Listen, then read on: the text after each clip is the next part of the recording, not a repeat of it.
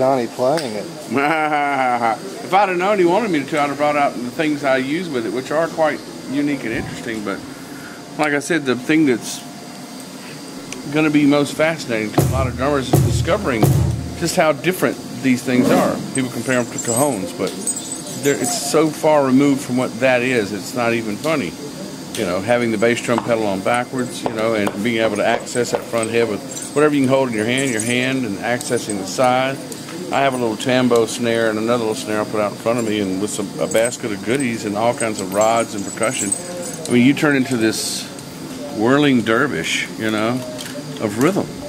And the interesting thing is, because of the way they've developed it, the thickness of the wood, the smaller drum puts out a really amazingly beautiful warm tone. But when I first heard it, I swore it sounded like something from Mississippi from the 30s. I was like, that's a real old sound that's coming out of there, of which people are starting to appreciate the older sounds more and more. Right, the more organic. And I know I've been using them with a lot of people live, and in place of a kit. And at first they're dubious.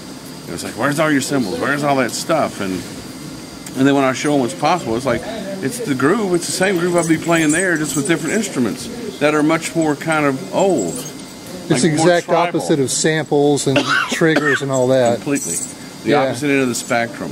And a lot of drummers are full of testosterone, and they're bashing things and crashing the cymbals, and it really wears people out. And when I do this thing, I call myself the snake charmer when I'm on it, because it's sending the sound waves up through your body, which is a whole new thing as well. And excuse me.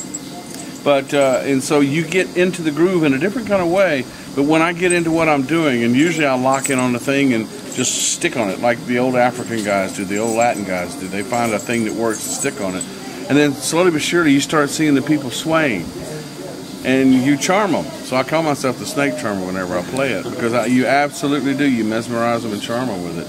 So, but the fascinating thing is that each individual is going to bring to it something entirely new, and how they approach it, what they use with it, you know, how they incorporate it, you know. So every person's going to be, it's a completely new instrument to them. Well, it's kind of like a Telecaster, you know. You've got Albert Collins, and it sounds one way. You got Roy Buchanan, it sounds another. You got Steve Cropper. Danny Gatton. You know. Yeah, I mean, so I think it's because it's so Keith organic. Yeah, no kidding. That's a different sound. But those guys, the minute they touch it and you hear it, you know who it is. But it's the same technology in each person's hands. I guess it's the hands and the heart and the soul that are the variables. Pretty much, just down to those three, I'd say. And that's the beautiful thing about this. Like I said, you're at one with the vibrations of it, because it's sending it up through your body. I know I sit in the pocket entirely different on that thing than I do a kit. And it doesn't discount the kit. It's just something totally new. And again, the more people discover this thing, the more they'll sell of them, and they should. Because it's a blast to play. Do you ever take this and a kit to a gig? Yeah, I've done hybrids. I did it with Robert Plant recently. We were in Marfa on our first gig for Crown Vic, and I had it right off to the left of the hi-hat, and with my two little drums in front of it, and there was a section right in the middle of 4 songs, Don't by Elvis Presley and a couple other things. I just got off my stool and went and sat on it and did my thing, and it just puts out a whole different vibe, you know, and it was perfect for those songs. And so I call it little hybrid kits. I do it with Danny Malone, I do it with a number of people, and it generally works, because some songs were written specifically for a kit, and there's just no way around it, you know.